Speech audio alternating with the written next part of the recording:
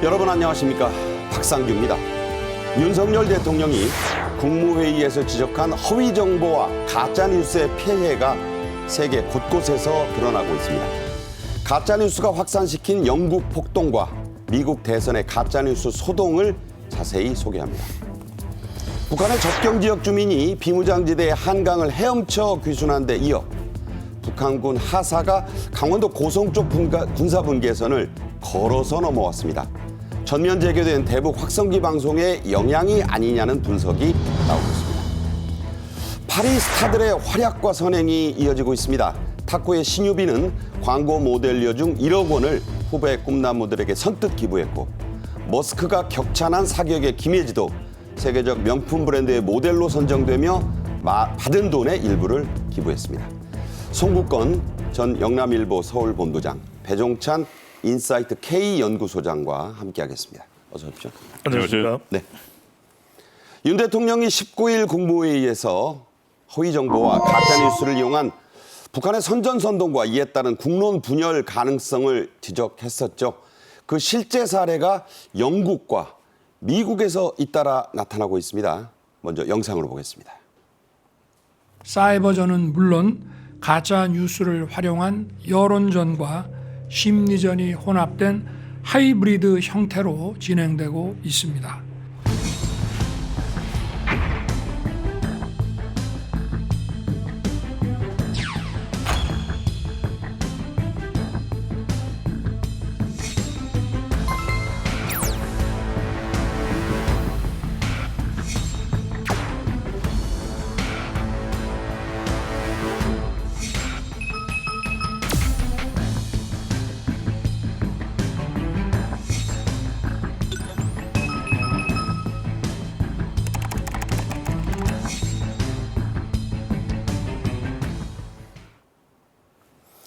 대통령실은 가짜뉴스가 일으킨 영국 폭동을 직접 거명해서 언급하진 않았습니다. 하지만 애둘러서 그 폐해를 지적했는데요. 먼저 이 가짜뉴스가 촉발한 영국 폭동. 자, 어떤 건지부터 소개가 필요하죠? 일단 영국에서도 이런 일이 일어나는 것 싶은데요. 17살 먹은 청년이 리버풀 인근의 리버풀 북부의 한 해변 마을에서 사우스포트.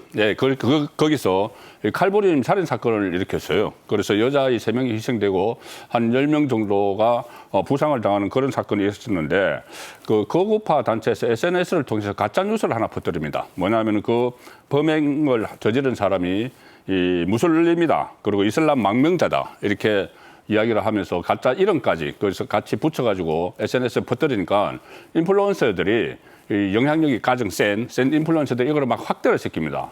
확대를 시켜서 일종의 폭동 같은 게 일어났어요. 그 영국 전역에서의 폭동이 일어나는데, 실제는 뭐냐면은 진실은 이 웨일즈 태생의 영국인입니다. 다만 이제 부모가 아프리카 르완다 출신인데 엄연히 영국에서 태어나서 영국에서 자랐는데, 그러니까 무슬림이 아니죠. 그러니까 무슬림하고 아무 관련이 없어요. 네. 아무 관련이 없는데 한 거구 단체에서 그것을 만들어서 가짜 뉴스를 퍼뜨리니까 이것을 영향력이 센 인플루언서가 다시 퍼뜨리고, 그래서 일종의 그 폭동 사태가 영국 전역에서 일어나서 뭐 모스코 그 기도하는 데죠.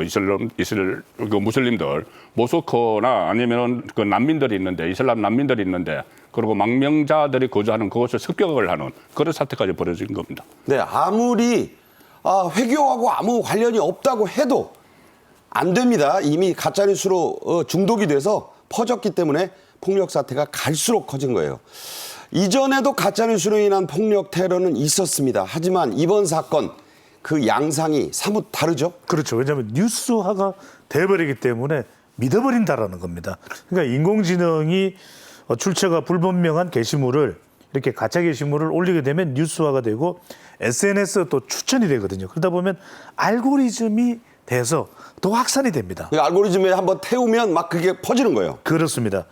이슬람과 이민자에 대한 영국인들의 또 기존의 불만, 또 불안, 이런 데 이제 불에 기름을 끼얹는 격이 되는 거죠. 그래서 가짜 뉴스가 원인이 분명한데도 영국 경찰이 은폐하고 있다 이렇게 추가적인 음모론까지 생기면서 더 확산되고 또 참여자가 가세하는 그런 상황까지도 벌어지게 된 것입니다. 그러니까 영국 경찰청 스코틀랜드 야드라고 불리는데 여기가 뭐 감췄다. 이것도 아무 근거가 없는. 근거가 없습니다. 네. 그러니까 그 카드라라고 하는 것 자체가 어느새 진짜 뉴스화 돼버리는 상황이 발생이 되는 것이죠.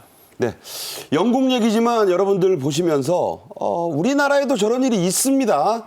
아무리 아니라고 해도 자꾸 퍼져나가는 거고 그걸 한번 믿으면 다른 얘기는 귀에 담으려 하지 않습니다. 윤석열 대통령은 19일 국무회의에서 가짜뉴스 문제를 강력하게 지적한 바 있죠. 다시 한번 소개하겠습니다. 우리 사회 내부에는 자유민주주의 체제를 위협하는 반국가 세력들이 곳곳에서 암약하고 있습니다. 북한은 개전 초기부터 이들을 동원하여 폭력과 여론몰이 그리고 선전, 선동으로 국민적 혼란을 가중하고 국론 분열을 꾀할 것입니다. 이러한 혼란과 분열을 차단하고 전 국민의 항전 의지를 높일 수 있는 방안을 적극 강구해야 합니다. 네, 윤 대통령이 19일 국무회의에서 이걸 강조했지만 사실 그 뿌리는요. 재작년으로 가야 됩니다. 9월이었죠. 이른바 바이든이냐 난리면이냐 그 소동부터 아니었겠습니까? 그러니까 윤석열 대통령이 기회 있을 때마다 가짜뉴스의 폐단을 계속 이야기하는데 그 이유가 있는 것이죠. 처음에 국정 운영을 처음 시작해서 미국을 첫 방문했을 때입니다. 2022년 9월 달에 미국을 첫 방문을 했는데 그때 일부 언론에서 바이든 날리면 이 논란을 불러일으켜서 거기 상당히 국정 운영에 부담이 지금까지도 되고 있어요. 그때 당시에 김대기 당시 비서실장이 이 가짜뉴스라고 규정을 하고 이 가짜뉴스는 사회를 병들게 하고 국민을 이간질시킬 수도 있다 이렇게 경고를 했는데도 또 파생된 가짜뉴스들이 계속 나왔거든요.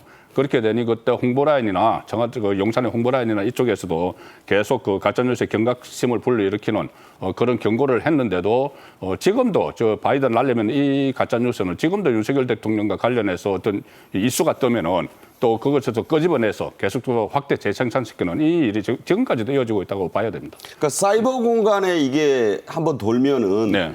지금도 관련해서 뭐 영상을 치면 여기서 지금 바이든 여전히 날리면 계속 나오는 거죠. 계속 나옵니다. 그래서 그게 이게 묻히질 수가 없어요. 묻힐 수가 없어요. 그리고 이것이 전문가들도 바이든 이제 날리면 이제 그 식별하기가 어렵다고 분명히 그 법원에서도 다 그렇게 이야기를 했어요. 법원도 모르겠다고 했어요. 법원도 모르겠다고 했어요. 모르겠다고 했는데 이게 이 일부 진영에서는 이 가짜 뉴스를 공유를 하면서 일종의 국정에 대해서 좀 그 흠집을 내는 그런 수단으로 여전히 사용을 하고 있죠.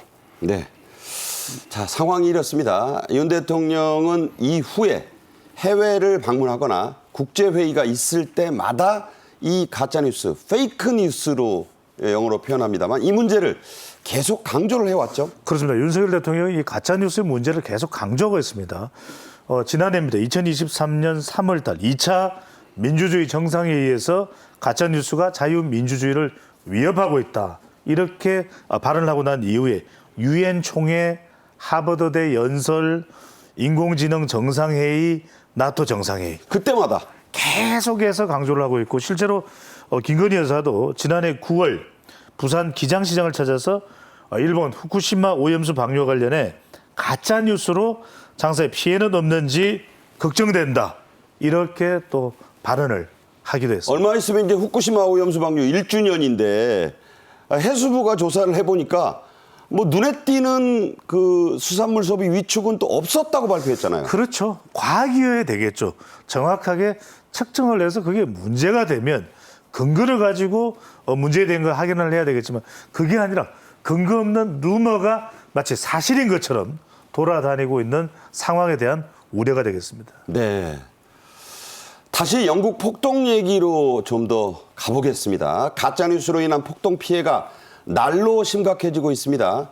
그러자 새로 집권한 스타머 영국 총리도 이제 여당의 이 수장이기도 하니까 이게 법이 제정됐는데 이걸 좀 손질해야 되겠다 이런 얘기까지 지금 하고 있어요. 네, 그렇습니다. 이번 폭력 사태를 계기로 해서 SNS를 좀 더 폭넓게 살펴봐야 될 필요가 있다. 정부에서 그렇게 이야기하고 나서 런던 시장을 비롯해서 전부 다 거기에 지금 동조를 하는 법을 강화해야 된다 이런 제안을 하면서 영국 언론들이 이렇게 분석을 합니다. 그 발언에 대해서 내년에 발효가 되는 온라인 안전법이라는 게 있어요. 온라인 안전법을 또 어떻게 또 개정을 하겠다는 것 아닌가 이 문제인데 온라인 안전법이라는 것이 작년에 이 입법이 됐습니다. 10월에 제정이 됐는데 영국에서 내년부터 발효가 되는 온라인 안전법이라는 게 있어요. 이게 뭐냐면 아주 SNS 기업이 이 범죄 행위를 방조했을 때는 처벌을 아주 무겁게 하는 거예요. 그래서 그 장치를 보호 장치를 만들도록 하는 거. 매출액의 한 10%. 매출액의 최고 10%까지도 그 징수를 할 수가 있고. 우리 돈으로는 한 300원 313억 원, 313억 원까지 벌금을 낼 수 있도록 하고 있어요. 근데 이거 안 되겠다. 이거보다 더 심각하게 해야 된다. 심해야, 더 강화해야 된다는 겁니다. 이게 내년에 발효가 되는데 그 발효되기 전에 이 법을 다시 더 강화하는 법안을 발의를 해야 된다. 이게 지금 영국의 신임 총리와 그 런던 시장이 공통적으로 하고 있는 이야기죠. 그러니까 요지는 이게 이제 영국 폭동을 겪다 보니까 야 이게 지금 사람이 막 열 몇 명씩 죽고 그렇죠. 계속 이러는데 돈 300억 원 가지고는 안 되겠다. 그 그러니까 정도- 형사처벌이라든가 네. 아예 그런 걸 조장 내지는 계속 그 확산시키는 기업은 SNS 기업은 문을 닫게 만들겠다. 아예 이런 문을 얘기죠. 닫게 만들겠다는 거죠. 그러니 그전에는 SNS에서 이렇게 가짜 뉴스를 퍼뜨리는 게 주로 유명인들 대상이었잖아요. 연예인이나 네네. 이렇게 대상인데 지금은 일반에게까지 다 악영향을 미치고 조금 전에 말씀드린 대로 영국 폭동 사태는 그냥 아무 죄가 없는 그 무슬림들이 공격을 당하고 이런 상황이기 때문에 이것은 국가적 차원에서 다시 들여다보는 그런 계기가 됐다고 봐야 되겠죠. 네. 이럴 때 나올 수 있는 말이 바로 타산지석입니다. 남의 산에 있는 돌이지만 내 옥을 다듬는 데 쓴다는 게 이 중국의 원전인데 돌아봐야 될 시점입니다. 우리도 뭐 도끼인 객긴입니다. 민주당의 해리스 후보가 지금 한껏 기세를 올리고 있는 미국 대선 캠페인에서도 가짜뉴스 소동이 났어요. 민주당을 쭉 지지해온 팝 슈퍼스타 누굽니까? 테일러 스위프트죠. 트럼프를 지지한다. 그래서 티셔츠를 입고 피켓을 들었어요. 자, 이게 어떤 뉴스입니까, 이게? 이것도 결론적으로는 가짜 뉴스입니다. 테일러 스위프트가 어느 정도냐면 미국 사람들을 나눌 때 테일러 스위프트를 좋아하느냐 안 좋아하느냐. 근데 이 화면을 보시면은 이 테일러 스위프트가 지금 티셔츠입니다. 이 사진의 오른쪽 상단을 보시면 테일러 스위프트가 이 트럼프를 지지한다. 이 흰 티셔츠를 입고 있는데 이거는 합성 사진입니다. 깜짝 이거 외에 놀랐죠. 저럴 수 있나 해가지고. 동영상의 경우에는 우리가 딥페이크 동영상도 있는데 이러니까 도널드 트럼프 대통령 바지도 수락한다. 그 수락한다는 진짜예요. 그렇습니다. 그러니까 스위프트 고마워. 이렇게 했는데 이게 가짜입니다. 그러다 보니까 가짜로 만들어진 합성 사진이거든요. 그러니까 오죽했으면 마치 진짜인 줄 알고 이 사진이 진짜고 구분이 안 돼요. 그러다 보니까 트럼프 자신마저도 수락한다. 이렇게 될 정도로 문제가 되고 있는 것이죠. 자, 저기 보면 테일러 wants you 이렇게 됐는데 사실 저게 민주당 지지자들이 대경 실색을 한 거예요. 그렇습니다. 아니, 트럼프를 지지한다고. 그러니까 팔로워가 2억 명이 넘고 젊은이들이 폭발적으로 인기를 보내고 있는 사람이 트럼프를 지지하면 난리 나는 거잖아요. 더군다나 지난 대선에서 바이든을 지지하면서 트럼프 싫어요 했던 사람이거든요. 게다가 아직까지는 뚜렷하게 의사표명조차도 안 하고 있는데 이런 가짜 뉴스가 미국 대선마저도 뒤흔들 수가 있는 거죠. 자, 이렇게 되면은 제 예상이긴 합니다만 테일러 스위프트가 해리스 지지한다고 직접 나설 수도 있겠어요. 그럴 가능성이 있습니다. 아직 지금 민주당 전당대회가 지금 피크에 올라가고 있는 상황이기 때문에 이때 스위프트가 이걸 좀 해소하기 위해서라도 해리스를 지지해요 하고 나설 수가 있는 거죠. 네. 트럼프 후보는 해리스를 공산주의자다. 뭐 극우를 떠나서 아예 커뮤니스트라고까지 몰아붙이고 있습니다. 이런 와중에 해리스로 추정되는 그 뒷모습의 여성이 옛 소련 공산당 깃발 뭐가 생각나시죠?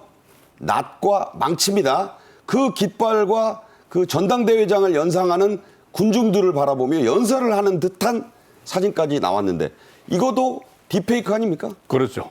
과거에 우리나라에서도 뭐 색깔론 이런 게 있었죠. 그 이제 말로 했는데 지금 아예 영상을 조작을 해서 그걸 이거 시각적으로 그 보여주는 그런 그 조작이 지금 사진이 올라갔는데 지금 원래 트럼프 저거예요, 쪽에서는 오른쪽. 예, 자, 저 뒷모습이 오른쪽 사진, 뒷모습이 바로 해리스를 연상을 시키죠. 해리스라고는 안 했어요. 안 했어요. 하지만 그런데 저 머리카락 색깔이나 안에 머리카락의 뭐 모양 같은 것이 다 해리스를 연상을 시키잖아요.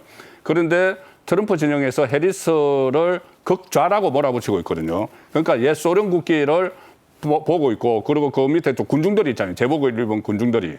그래서 소련 국기를 보면서 뭐 연설을 하는 듯한 해리스가. 그래서 저 가짜 영상을 만들어서 또 이 그 극좌라는 이미지를 심어주고 있는 그 상황이 지금 생기고 있는 거죠. 또 해리스와 트럼프가 연인이 돼서 임신을 하고 아이를 낳는 이게 기괴한 영상까지 나왔는데 저도 그 영상 보고 깜짝 놀랐어요. 거기에 또 배를 이렇게 쓰다듬는 장면까지 있습니다. 네. 트럼프가. 그건 좀 이제 과해서 네. 아, 이거 가짜 아니야 그런 네, 의심이 그건 이제 들지만 금방 의심이 들죠. 그런데 조금 전에 그런 것은 왜냐하면 이제 극자라는 이미지를 계속 심고 있는데 해리스에게 저런 모습을 보이면 이게 또 연결이 될 수가 있거든요. 그래서 저게 영향력이 있다고 생각해서 저런 걸 퍼뜨리는 거겠죠. 또 이건 어디서 나온 건지 모르겠습니다만 예. 트럼프가 김정은 앞에 무릎을 꿇고 있는 장면이 나와요. 그냥 어디서 퍼뜨렸는지 모르지만 트럼프를 좀 음해하려는 쪽 아니겠습니까? 그렇게 봐야 되겠죠. 그러니까 이것 자체가 통제가 안 되는 겁니다. 그러니까 오죽했으면 김정은 앞에 무릎을 꿇고 있는 트럼프의 모습, 나약한 트럼프 이런 걸 이제 주장하고 또 강조하기 위해서 이런 사진이 끊임없이 이번 대선까지 11월 달입니다. 계속해서 나오게 되는 상황일 겁니다. 네. 자, 트럼프 지지를 선언한 뒤에 거액을 기부하고 있는 일론 머스크가 가짜뉴스 영상을 퍼날랐다가 곧바로 한 30분 만에 삭제하기도 했습니다.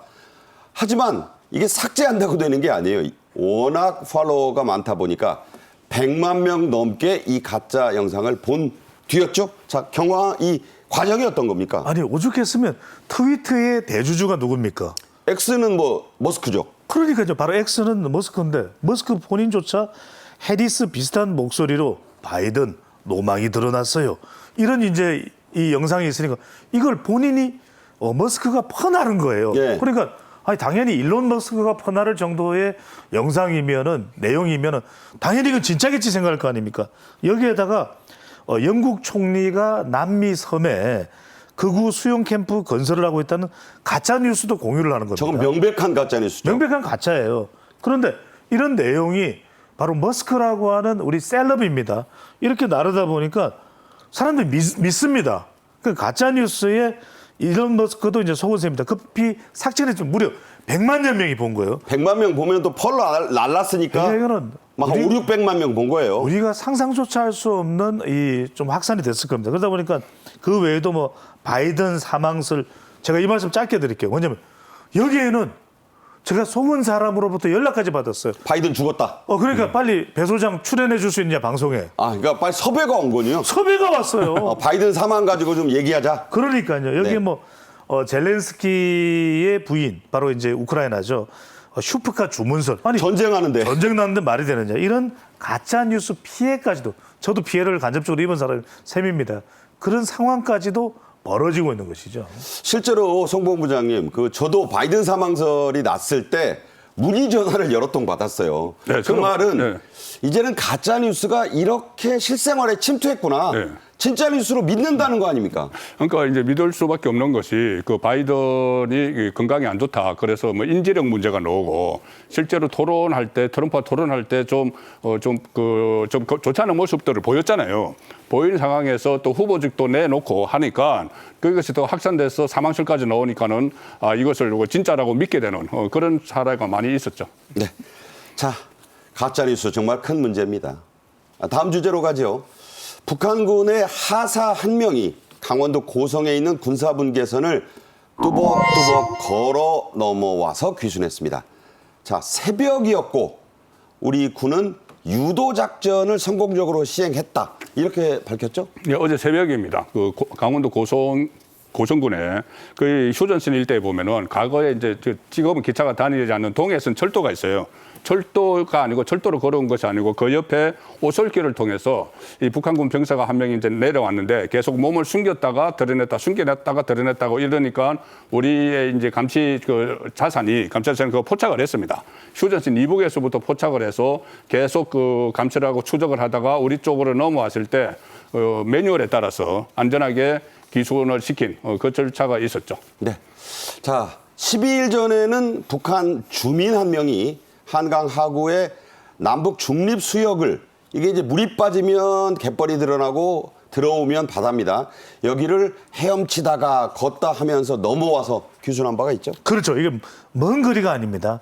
화면을 좀 그래프가 나오면 봐주시면 좋을 것 같은데 이게 교동도라고 하는데 이 교동도는 우리 땅입니다. 근데 화면을 보시면 이 교동도 바로 위에 아래쪽으로 볼록하게 나온 데가 있죠. 네네. 저기가 최단 거리입니다. 아, 저기 아주 짧네요. 그렇죠. 그러니까 저기가 이제 물이 빠지면 서해는 물이 빠지면 이제 갯벌이 생기니까 수영도 하다가 걷기도 하면서 저기를 교동도까지 온 겁니다. 깜짝 놀랐죠. 그러니까 이제 신원식 당시 이제 국방장관도 설명을 하기를 출발 지점부터 우리가 감시하고 있었다, 보고 있었다. 그래서 유도하면서 성공한 기순하게 된 그런 작전이었다 이렇게 설명을 하는데 실제로 여러분들 보시면은 굉장히 가까워요. 네. 저 교동도에서. 네. 천만다행으로 2명이 오다가 1명은 사라졌는데 북한 쪽에서 총을 쏘지는 않았어요. 오청성 병사 때처럼 만약에 총이라도 쐈으면 이분의 생사도 큰일 날 뻔했습니다. 자, 육로와 해로를 이용한 북한군과 주민들의 귀순이 지난해 5월부터 부쩍 늘었는데요. 우리 당국은 그 원인을 분석을 지금 하고 있을 텐데 어떻게 보고 있습니까?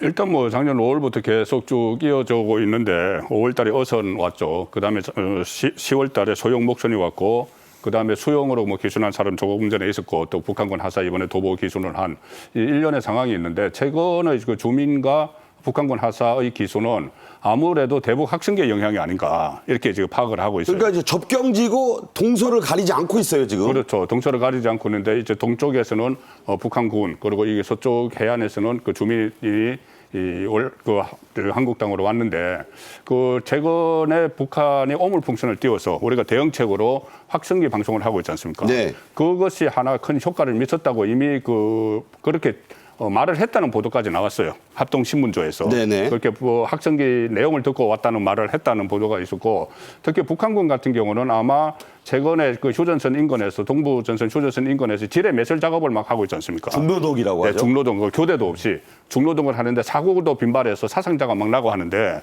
그런 것들을 우리 학생기에서 방송을 다 했다고 해요. 그런데 아마 지금 조사 중이지만은 북한군 하사는 거기에 투입됐던 병력이 아닐까 그런 추측까지 나오고 있습니다. 그러니까 나만 고생하는 게 아니라 이게 앞으로 끝이 안 보이니까 끝이 안 보이죠. 네. 이럴 바에는 그냥 내려가자. 그리고 자기들끼리는 만약에 옆에 부대에서 지뢰를 매설하다가 사고가 났다고 해도 안 알려주겠죠. 시세하겠죠. 그런데 그 우리 학생계에서 지금 그 지뢰 매설을 하는 데서 사고가 빈번히 일어나고 있다는 것을 다 알려주는 거죠.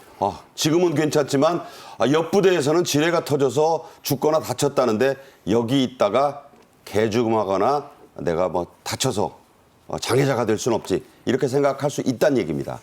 최근 해외로 귀순한 쿠바 북한 대사관의 리 일규 참사, 우리 쌀 한류 콘텐츠의 영향을 이 귀순의 동기로 강조했습니다. 직접 들어보시죠. 북한 내에 이제 그 국제 협조가 들어오고 하면서 그때 제일 많이 들어갔던 게 한국 쌀.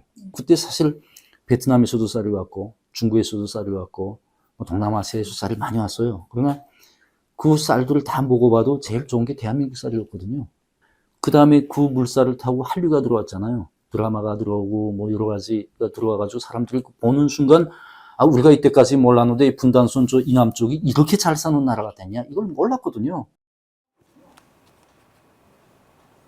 네, 김정은과 직접 만나 차를 마시는데 얼굴이 벌겋고 앉아있는데도 헐떡거리더라라고 얘기한 바로 그 리일규입니다.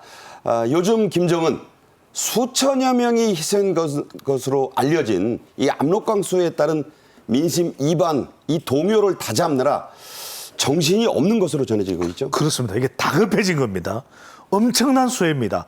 평안북도 신의주, 또 의주군입니다. 그러니까 수재민 13,000여 명이 평양에 임시 숙소에 체류했고 사진을 보시겠습니다. 김정은 위원장이 직접 방문을 해가지고 막 위로를 하는 겁니다. 애들 간식도 주면서 이게 그러니까 숙소가 어디냐도 굉장히 중요한데 국가회의시의 대표들이 숙식을 하는 4.25 여관 그러니까 지방 대표들 올라오면 묵는 그렇습니다. 영빈관급이에요. 좋은 데죠. 그 다음에 이제 군인들의 숙소인 열병 훈련기지 좋은 데죠. 자, 여기에 이제 숙소를 정하면서 과일, 빵, 과자, 아이들을 위로하는 겁니다. 평양도 와본 거죠. 수재민들이. 그러니까 외신에서는 뭐라고 이야기하냐면 지금 이 피해가 보통 피해가 아니다. 신의주, 의주군의 수해가 북한 주민 1만 명의 1년치 식량이 유실됐다. 앞서 우리 리일규 북한 쿠바 대사관의 참사 얘기 들으셨죠. 북한에서 제일 두려워하는 게 뭐냐면 수해, 그다음 기아입니다. 네. 못 먹으면요 큰일 나요. 네. 그러니까 요걸 다급하게 수습하는 김 위원장의 모습으로 봐야 되겠죠. 네. 자, 이런 선전 방송이 지금 북한 매체에 연일 거듭 보도가 되고 있습니다. 북한 수재민 아이들의 깡 마른 모습들이 김정은의 비만 체구와 대조돼서 화제가 됐는데 그런데 또 재미있는 게 있어요. 이 아이들이 북한에서는 그나마 건강하고 영양 상태가 좋은 아이들이라고요. 김정은 입장에서는 본인의 애민 지도자다, 국민들을 위한다 이렇게 해서 저런 사진을 연출을 한 것 같은데 오히려 저게 비교가 되면서 역효과가 날 가능성이 큰 것 같아요. 그리고 더구나 지금 저 화면에 나오는 아이들이 신의주에서 온 아이들이거든요. 신의주는 접경 도시죠. 그러니까 아마 물자가 다른 데보다는 좀 나을 거예요. 중국하고 왔다 갔다 하고. 그렇죠. 물자 형편이 좀 낫죠. 그러면 다른 곳에 있는 다른 지역에 사는 주민들의 자녀들은 좀 더 이렇게 영양이 충분히 공급이 되지 못해서 더 안 좋은 상황 아닐까 그런 생각을 누구나 할 수가 있는데 그 전에 김주애가 이렇게 통통한 모습으로 사진에 계속 나왔을 때 그때 외신에서 그런 보도를 한 적이 있어요. 북한 다른 지역의 주민들이 불만이 가득하다. 본인들의 자녀들은 진짜 영양이 부족해서 상당히 피골에 상접한 이 정도인데 김정은의 딸은 저렇게 포동포동하게 살이 쪄가지고 그래서 오히려 역효과를 내고 있다 그런 외신 보도가 나왔는데 저 장면도 결국 김정은에게 다른 지역의 북한 주민들이 볼 때는 또 위화감도 느낄 수 있을 것 같아요. 과거에 논산훈련소 갔던 분들이 네. 논산을 호텔이라고 하는 분들이 있었어요. 네, 네. 그러니까 논산은 제가 참 힘들었는데 네. 다른 분들은 야 자대훈련소 가면 더 엉망이야. 저는 그런 생각도 나네요. 제가 자대훈련소거든요. 네. 최전방 자대훈련소입니다. 2사단 자대훈련소. 네, 비교가 뭐 꼭 맞는 건 아닙니다. 네. 그렇죠. 아니, 근데 그 자대훈련소보다는 논산훈련소가 오랫동안 이 노하우가 있고 그 체계가 잘 돼 있죠. 그래서 부러워하는 거죠. 네. 자, 여담을 좀 했고요. 다음 뉴스로 가겠습니다. 사실상 역대 최고 성적을 낸 파리의 미담이 이어지고 있습니다. 먹방으로 화제를 몰고 다녔던 탁구의 신유빈과 머스크가 격찬한 사격 김혜지의 선행을 소개하겠는데요. 이에 앞서 태풍 9호 종다리의 북상 소식, 태풍이 이 폭염을 좀 몰아내줄지 자세히 알아봅니다. 기상청 이원길 통보관이 전화로 연결되어 있습니다. 통보관님 나와 계시죠? 네, 안녕하세요. 기상청 이원길입니다. 네. 종다리가 이 북한이 낸 그 태풍명이라고 합니다. 그런데 20일 밤부터 올라왔는데 지금은 좀 이 수그러든 것 같습니다. 어떤가요? 네, 제9호 태풍 종다리는 어제 21시로 흑산도 남남동 쪽 해상에서 열대 저하프로 그 세력이 약화되었습니다. 이후 북상하는 과정에서 더 발달하지 못하고 오늘 9시를 기해서 저기압으로 약화된 상태입니다. 하지만 이에 동반된 비구름의 영향으로 현재 중부지방을 중심으로 비가 내리고 있는 상황입니다. 네. 애초에 이 9호 태풍 종다리는 강력한 태풍은 아니었다는 그 지적이 있었는데 그래서인지 생각보다는 일찍 약화된 게 그나마 다행인가요? 네, 맞습니다. 제9호 태풍 종다리는 시작부터 그렇게 강하지 않은 태풍, 즉 태풍의 5단계 중에서 가장 낮은 등급의 세력에 속했다고 볼 수가 있습니다. 또한 태풍 상공에 따뜻한 고기압이 자리 잡고 있으면서 태풍의 발달을 저해하는 역할을 했고 한반도 부근으로 북상하면서는 육상의 마찰 그리고 우리나라 주변의 해상의 연료량 등의 조건들이 태풍의 세력을 점차 약화시킨 것으로 분석하고 있습니다. 이후 태풍의 발생부터 이동 그리고 약화되는 과정에 대해서는 좀 더 정확한 분석은 추후에 사후 분석이 진행되면서 밝혀질 것으로 예상됩니다. 네. 이 9호 태풍 종다리는 뭐 소멸된 게 다행스러운 일이죠, 물론. 자, 그런데 이 태풍이 비는 계속 내리고 있는데 더위까지 과연 몰고 갈 수 있을지 어떻게 보십니까? 네, 현재 저기압의 세력이 약화되었으나 이에 동반된 비구름의 영향으로 수도권과 강원도, 충청 일부 지역에 비가 내리고 있는 상황입니다. 이 비구름이 좀 약해지긴 하겠지만 오늘 낮까지는 중부지방을 중심으로 천둥, 번개를 동반한 시간당 20에서 30mm 내외의 매우 강한 비가 내리는 것도 예상이 됩니다. 그렇기 때문에 최신 기상 정보를 참고하셔서 비 피해 없도록 각별히 유의하시기 바랍니다. 네, 중대본이 비상 1단계를 발령하면서 이 대비를 했었습니다. 비는 어느 정도 피해를 줬나요? 네, 어제 17시부터 오늘 그 13시까지의 주요 지점의 누적 강수량 가장 많이 온 곳을 보면 수도권에는 동두천의 상패라는 지점이 121mm가 왔고요. 강원도의 철원의 외촌이라는 지점에 118mm, 그리고 충청권 서산 태안 쪽에도 130mm, 그 120mm가 넘는 많은 비가 내린 상황입니다. 또한 오늘 아침에 김포시의 대구시라는 지점에 시간당 72.5mm의 매우 강한 비가 내리면서 피해가 우려돼서 기상청에서는 호우 긴급 재난 문자를 발송하기도 하였습니다. 앞서도 말씀드렸지만 이 태풍이 지금의 이 이중 고기압 이불을 좀 걷어낼 수 있을지, 처서가 지나고 광복절이 지나면 좀 서늘해졌는데, 자, 올해는 어떨까요? 네, 아직 안타깝게는 좀 더위가 한풀 꺾일 것 같은 그런 모습은 보이지 않고 있습니다. 현재도 태풍에 의해서 비가 내렸지만 전국 대부분 지역에 폭염특보가 발효 중인 상황입니다. 오늘 아침에 발표된 중기예보가 8월 30일까지 예보가 되었는데요.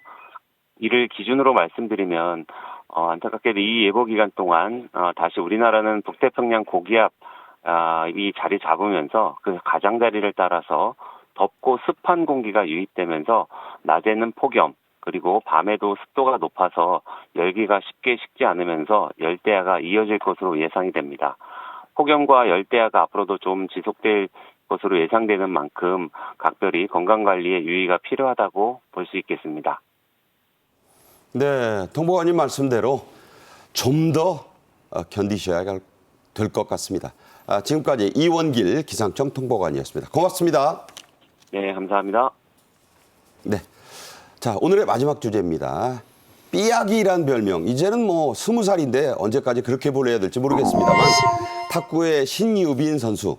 경기 내내 각종 먹방으로 화제를 몰고 다녔는데 바나나 맛 우유의 이 광고 모델.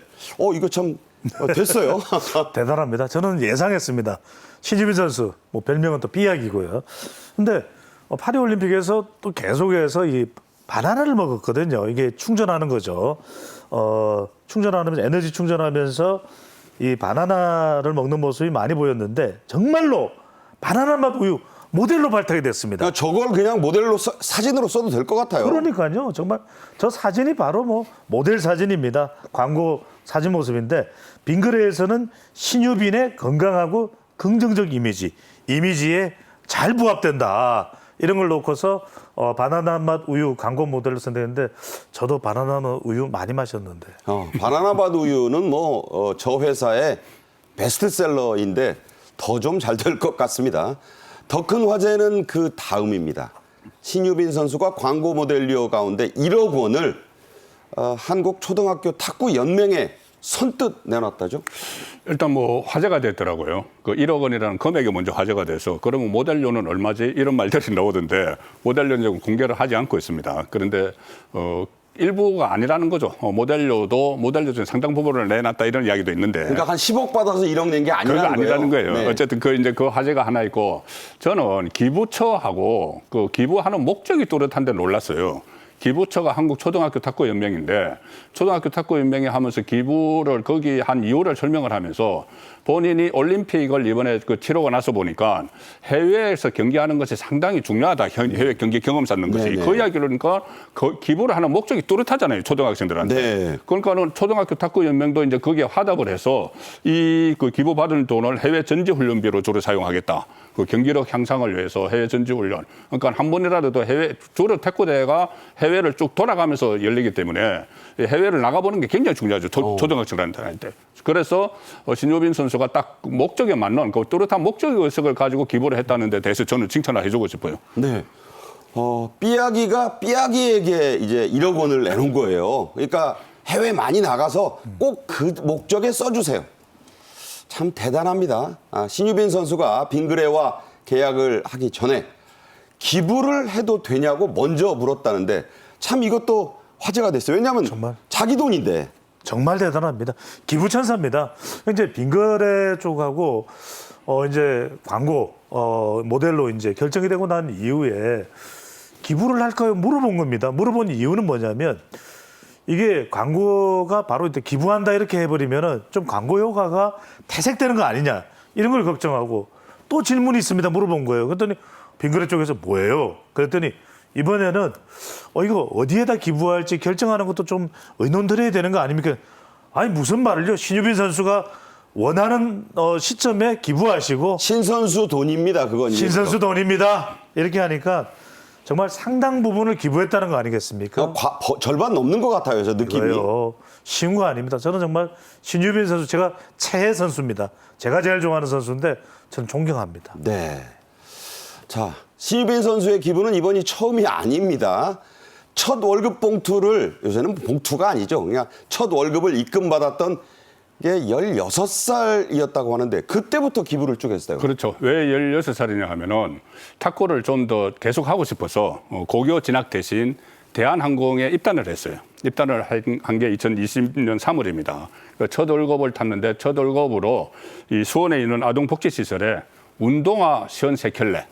운동화 53켤레면 그때 켤레. 돈으로 한 첫 600만 월급 원. 얼마 안 될 텐데. 근데 한 600만 원을 들여서 운동화를 기부를 했는데 그 수원이 고향입니다. 그리고 그때 당시 그 제가 신문 보도를 찾아보니까는 아버지가 그때 수원의 탁구 연맹의 전무로 있었어요. 그래서 그쪽에 이제 그 기부를 했고. 그래도? 예, 그리고 아버지와 이번에 고교 진학을 하는 대신 대한항공에 입단을 하는데 첫 월급은 우리가 좋은 데 쓰자고 아버지하고 이야기를 미리 나눴답니다. 네. 나눠서 실제로 이제 첫 월급을 받아서 고향에 있는 아동복지시설에 그때 그 코로나 시점인데 코로나가 끝나면은 마음껏 뛰어놀아라 이런 의미에서 53켤레의 운동화를 사줬다는 거죠. 아주대병원도 수원에 있잖아요. 그래서 그렇죠. 거기에 소아 환자에게 8천만 원. 네. 이거 쉽지 않습니다. 소환자에게 8천만 원. 그렇죠. 국제 구호기구죠. 월드비전에 1,000만 원. 월드비전에 1,000만 원. 아니 냈다 하면 뭐 이렇게 1,000단위로 내니까. 그러니까 이제 어디서 뭐 월급을 받든지 아니면 상금을 받든지 하면은 그 부분에서 상당 부분을 이렇게 좋은 데서는 기부를 하는데 그때도 2020년 인터뷰를 보려면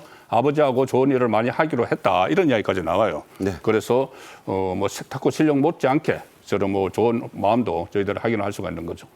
대한항공이 뭐 수억대 연봉 주는 회사는 아닌데 그렇죠. 저 기부액을 생각해 보니까 자기가 꼭 쓸 돈 빼놓고는 다 기부한 것 같아요. 그러니까 이제 다른 그 아버지가 또 이렇게 전문적으로 탁구에 식견이 있으니까는 아버지가 이제 코치를 해주고 하면서 여러 가지 그 탁구 외에 다른 이제 인생을 살아가는 방향도 이렇게 좀 가르쳐 주는 것 같아요. 자, 이 신유빈 선수 누구나 아는 이제 별명이 됐죠. 삐약이. 예. 자, 이 삐약이가 뭡니까? 의성어죠. 병아리가 울 때 내는 소리 아니겠습니까? 자, 왜 이런 별명 나왔어요? 그 2004년에 이제 신유빈 선수가 이제 탁구 신동 그래가지고 방송인가 뭐 또 이제 소개되기도 했습니다. 그러니까 이제 이 스매싱을 할 때도 보면 지금 사진 나오는데 자, 보십시오. 너무 예. 귀엽죠.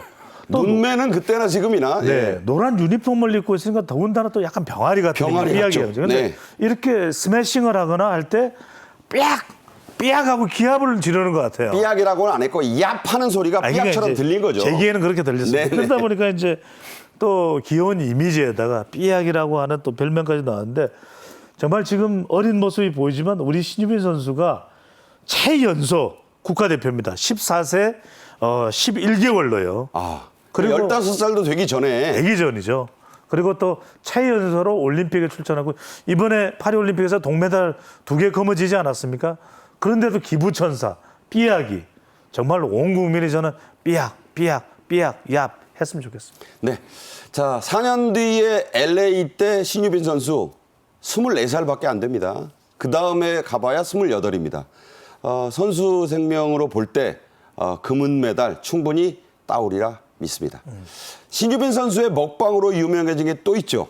엄마가 싸준 주먹밥. 근데 이거를 그 이름 그대로 또 실제로 출시를 했다고 하는데, 자, 이 상품은 어디서 개발했나요?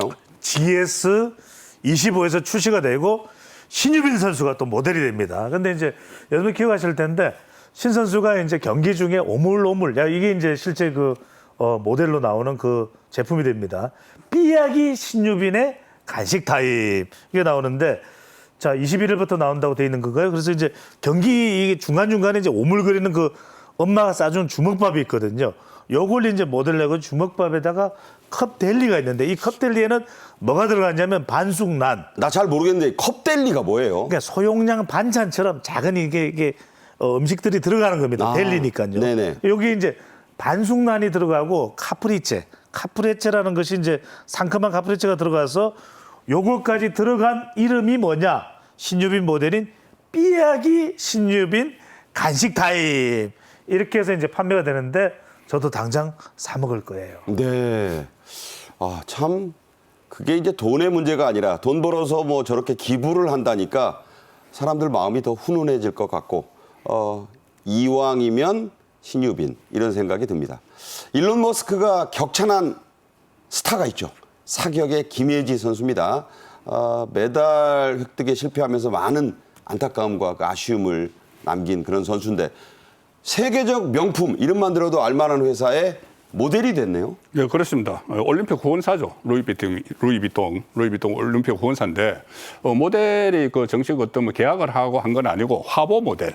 아, 근데 화보 모델로 시작하는 거죠. 그렇죠. 시작은 그렇게 하죠. 근데 루이비통이 일단은 전국에 그 올림픽에 출전했던 선수들 중에서 화제가 되는 선수들 몇 사람을 이렇게 추려가지고 이 화보를 촬영을 하는데, 거기에 우리나라 선수로서는 김예지 선수가 꼭 꼽힌 거죠. 네, 그러니까 다른 데도 아니고 루이비통의 사진 모델로 되면 이제 그 다른 업체들도 야, 루이비통 모델이야?